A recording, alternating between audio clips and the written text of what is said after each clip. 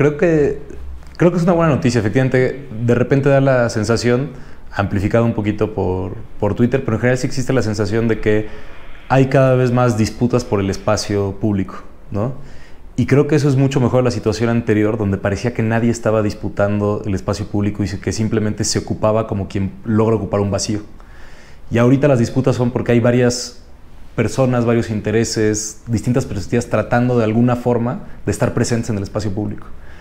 Entonces, es bueno el ejemplo del tweet porque lo puse precisamente para ver pues, qué perspectivas quedaban representadas dependiendo la hipótesis que estaba aprendiendo sobre los ejes viales.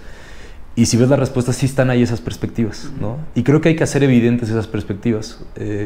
Muchas veces, en todos los cambios recientes que ha habido en los últimos 15 años sobre la movilidad de la Ciudad de México, como han habido nuevas voces y nuevas perspectivas que no estaban visibles, también ha habido una sensación de confrontación, ¿no? Como es que tenemos que confrontar a los automovilistas, etcétera, que yo creo que ha tenido un papel importante en hacer visibles sobre todo otras formas de vivir la ciudad, pero que también creo que razonablemente hay que entender que las personas toman las decisiones de cómo se mueven con muchas restricciones. Son muy pocas las personas que pueden libremente decir yo escojo el medio que se me antoje hoy en la mañana.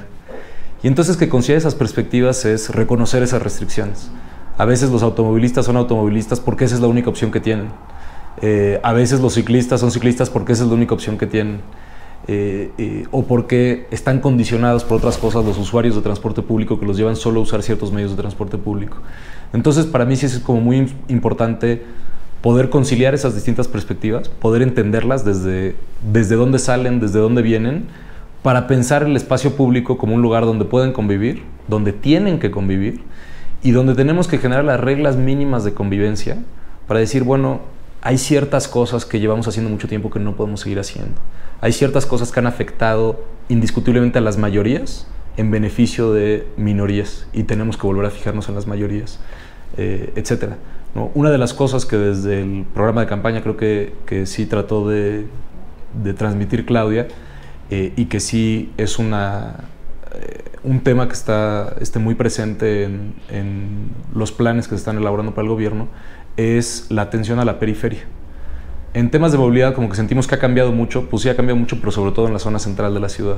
Hay buenas razones por qué haya cambiado primero ahí, hay buenas razones por qué se han dirigido políticas públicas ahí, pero justamente un poco lo que decía de la presencia en el espacio público de los medios, formas y forma de vivir la ciudad de las mayorías tiene que ver con la periferia y cómo se vive en lugares donde la gente regresa a dormir y pasa el resto del día trabajando, ¿no? Y eso a veces creo que no le hemos puesto la atención que merece y la idea es ponerle atención a eso, ¿no?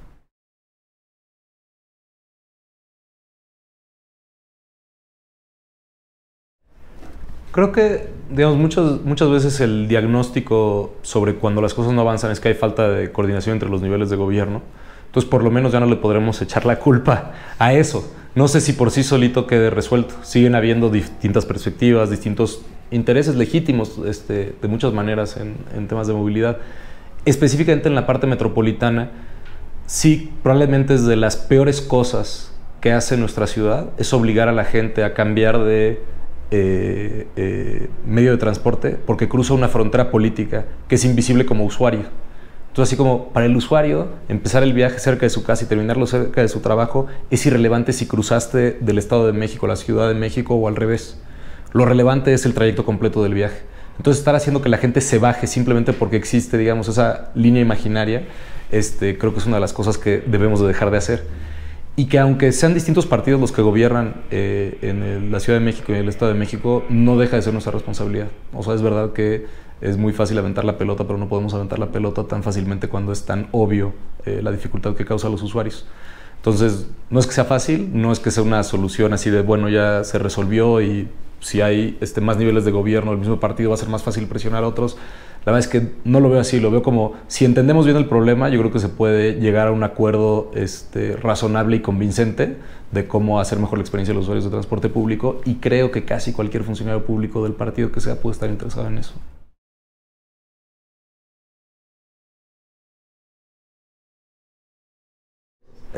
Mira, por un lado, Creo que se ha avanzado más en eso, en el cambio del comportamiento de lo que hemos podido documentar. Y no lo digo para ser sobreoptimista, de hecho he sido crítico de mucho de lo que se ha hecho, sobre todo en términos de seguridad vial. Pero sí, en algún momento cuando fue el anuncio del nombramiento, alguien me mandó un video así de la presentación de un libro hace como 9 años. Y yo dije, ese video, a ver, que ahora voy a tener que cumplir las cosas que decía yo hace 9 años y voy a tener que decía. Pero una cosa que decía en ese momento es, tiene que haber un conflicto político que cree una coalición política distinta sobre la movilidad en la ciudad. Y creo que el hecho de haber cambiado el reglamento de tránsito, y no solo eso, pero varias cosas, la pirámide de prioridad, creo que lo que ha hecho es efectivamente ir cambiando el sentido del conflicto. Entonces sí es un avance ver que se moviliza más gente con respecto al trato que se da a los peatones en la ciudad. Los medios de comunicación ya cubren distinto, no siempre cubren distinto, pero por lo menos ya cubren accidentes viales donde están involucrados peatones, cubren errores de infraestructura donde están involucrados peatones. Eso hace 10 años no existía, ¿no? Yo me acuerdo todavía, hace menos de 10 años, un periódico que ponían la foto de unos peatones cruzando por donde no había una cebra, diciendo algo así como increíble que nadie los multe por cruzar fuera de la cebra, ¿no? Y creo que ha cambiado, creo que los medios han ido aprendiendo que efectivamente los peatones, y todo el mundo se ha empezado a dar cuenta que todo el mundo es peatón, incluso los automovilistas. Sí. Entonces creo que si uno quiere ser optimista, ahí hay un avance. Por el otro lado, sí hay muchas cosas que faltan. Sí, como que el diagnóstico que tenemos es que hay problemas de información muy básicos, es decir, no hemos tenido autoridades acostumbradas de informar a la gente, y eso no quiere decir rendir cuentas sobre presupuestos, eso sin duda también es clave, pero cosas básicas de información de qué se hace y qué no se hace en un medio de transporte. Si tú te fijas bien en los medios de transporte hoy casi no hay letreros, somos una ciudad con poca información en la calle, y no queda claro por qué la autoridad asume que los ciudadanos ya deben de saber las cosas. Si asumes que ya las deben de saber, entonces tienes que tener una buena respuesta de dónde las aprendieron.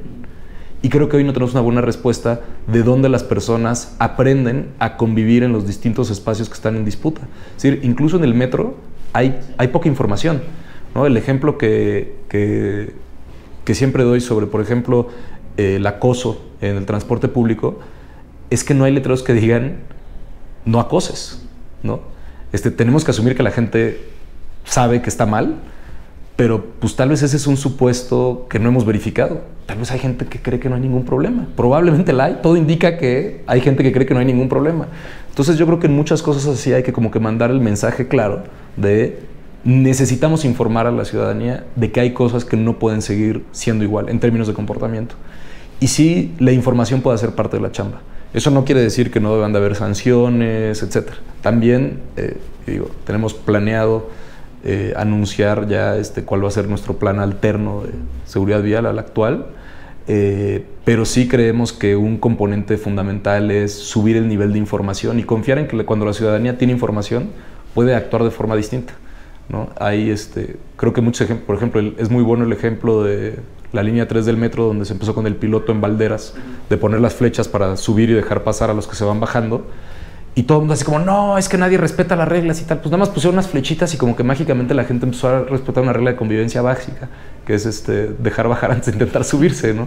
Entonces yo creo que hay cosas así que todavía tenemos por explorar, de cambio de comportamiento que tiene que ver con información, que puede ayudar mucho y que se van haciendo visibles muy rápido, ¿no? Que en realidad no son cosas así cuando te dicen, no, es que la educación vial es una cosa de largo plazo, así como, pues no como lo estamos pensando nosotros, ¿no? Creo que nosotros estamos pensando que hay intervenciones que sí pueden afectar el comportamiento de la gente y que serán de mediano plazo, no de largo plazo.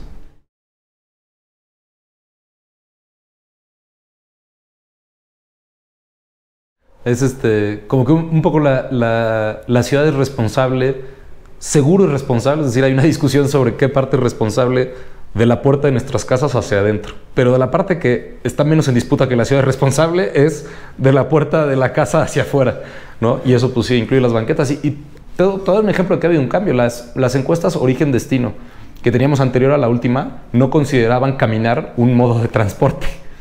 En la más reciente, le hizo el INEGI y el Instituto de Ingeniería de la UNAM, caminar está como modo de transporte.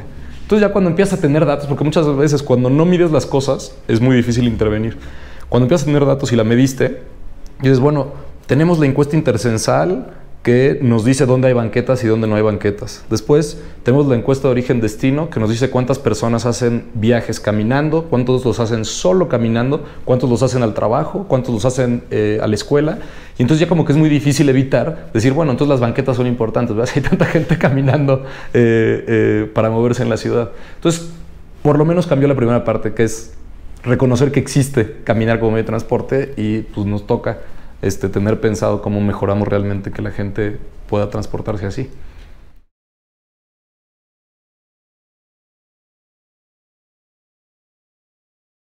Creo que hay una parte, y eso en lo que he escrito antes, está el reconocimiento de la parte de innovación. O sea, sí hubo una parte de innovación que es importante. La tecnología nos permite coordinar la forma de movernos de tal manera, de una forma que no podíamos hacer antes. Antes como que teníamos que trabajar siempre con información más tosca, ¿no? Y ahora sí nos da información muy precisa como usuarios, ¿no? Puedes coordinar viajes. Entonces esa parte yo creo que hay que reconocerla, pero también creo que hay que reconocer que cuál es el servicio que se le da al usuario final.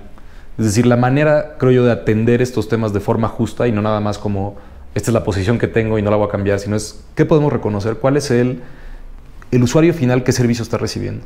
Y creo que si lo empezamos a ver ahí, así, podemos de entrada borrar la distinción que se ha hecho por las razones que sean, por ejemplo, entre el servicio de taxis tradicional y el servicio de taxis vía app. ¿Sí? El usuario final está recibiendo un servicio de transporte en un automóvil. Normalmente es individual el servicio, aunque puede de alguna forma ser compartido. Y pues al final al pasajero no le importa tanto en términos de dónde lo llevan y tal, si es un taxi con la cromática de la ciudad o es uno de aplicación. Le interesa la calidad del servicio, por supuesto, pero no el tipo de modo de transporte. Entonces, si lo tomamos como uno solo, pues evaluemos en función de qué es lo que les conviene a los usuarios, en vez de nada más evaluarlo en función de qué le conviene a los operadores o a la industria, etc. Y creo que si tenemos información sobre los usuarios, si vemos qué es lo que aprecian los usuarios, entonces todo el servicio en su conjunto puede mejorar, ¿no? En estas formas de coordinación, esto es nada más hablando como de lo que es tradicionalmente el servicio de taxi, pero también lo decías, hay tecnología que nos está permitiendo mejorar, o por lo menos a algunas personas, tener medios de transporte accesibles en el primer kilómetro de viaje y en el último kilómetro de viaje. En algunos lugares eso se trata de mototaxis y bicitaxis, en otros lugares se trata de patines del diablo eléctricos y bicicletas. Pues en ambos casos igual, realmente el servicio que se le está dando es conectar a las personas en el último tramo de viaje o en el primer tramo de viaje. Entonces pensemos cómo mejorar el servicio para el usuario y de ahí vemos qué es lo que tienen en común o qué diferencias tienen estos distintos servicios, ¿no? Y sí estar conscientes que, como hemos tratado el resto de los servicios, si tienen externalidades negativas, pues parte de la responsabilidad de la autoridad es atender esas externalidades. Lo hacemos con los coches en el caso de las emisiones y los estacionamientos, lo hacemos en el caso del transporte público cuando estamos reformándolo para que tenga paradas fijas, etcétera. O sea, hay un montón de externalidades negativas en todos los medios de transporte. Eso incluye los nuevos medios de transporte que están atendiendo primer tramo y último tramo de viaje, ¿no? Entonces creo que también debe ser evaluado en esos términos.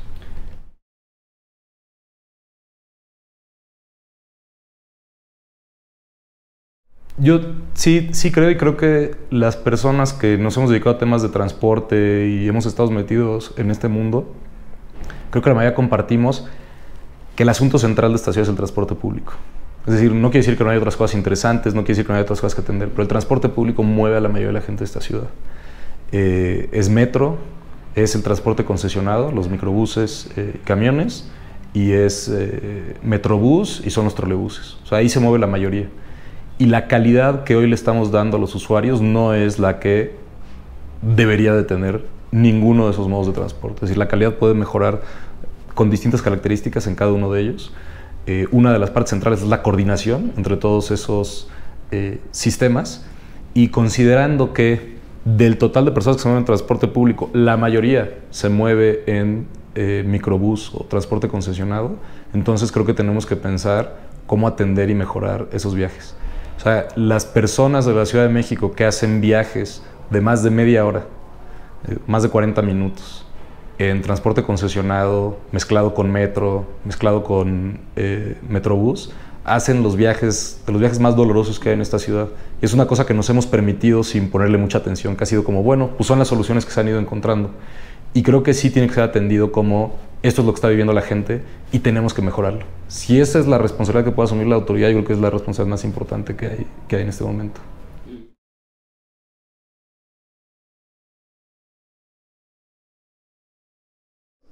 Creo que los ejes viales, creo que podemos recuperarlos porque ya están. Hay que ver qué significa recuperarlos.